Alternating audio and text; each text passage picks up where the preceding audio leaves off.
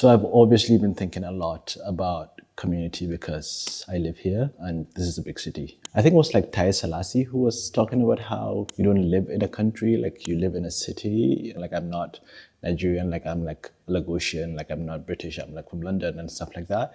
But I think it's even like smaller than that. Like you live in like a neighborhood. That is kind of like where your life is. But the thing is, I think most people who live in big cities don't live in communities, which is why when you have like a problem with your neighbor, you don't talk to the neighbor, you call the police because you are not actually in relationship with the neighbor, because to be in a community is to be in relationships with people. And to your question about removing toxic people from your life, I think having someone in your life does not necessarily mean that you're engaged with that person every single day. Like relationships can change. It's just like, okay, this person is in my life in this way and now they're in my life in a different way.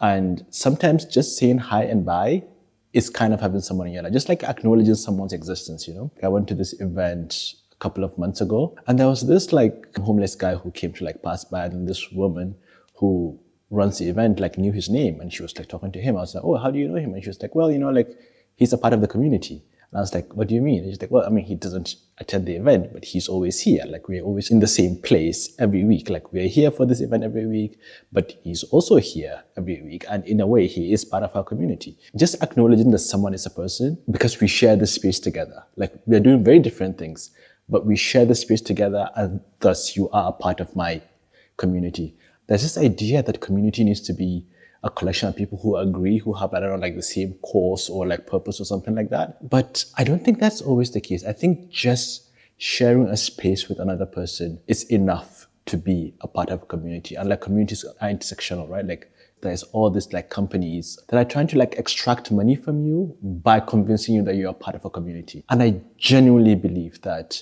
community cannot exist within capitalism. And just to be clear, I don't mean that you can't charge things for, I don't know, events or things you put together for a community. I think markets can exist outside of capitalism, but the existence of markets does not immediately imply capitalism. I think for a community to be a community, most members of that community need to be active participants in the community. They need to do things. Like if it's like a top-down approach and somebody is just like sending things down, like a company is just like, okay, here's our events, pay us, come here, interact. Like, I don't think it's a community.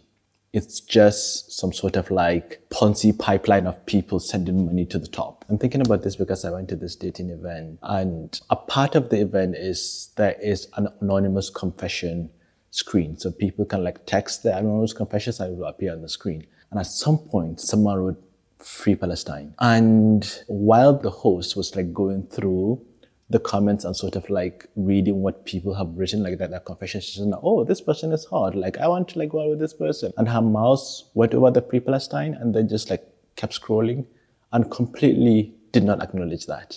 And I was thinking like, this is like the perfect metaphor for what is happening right now. In a way, she's like running this business and then someone put this thing there that she considers controversial and says, should I acknowledge this? And then the very acknowledgement of this would sort of, I don't know, polarize people to be like, oh, part of my customers would be like on this side and part would be on this other side. But while all this sort of calculation is happening, the genocide is still going on. I think the least you can do is actually read what's on the slide, Free Palestine, and then let the people deal with that. Anyway, I'm really glad you made the video, despite it being hard. Thank you. What's the book you're reading and how's that going?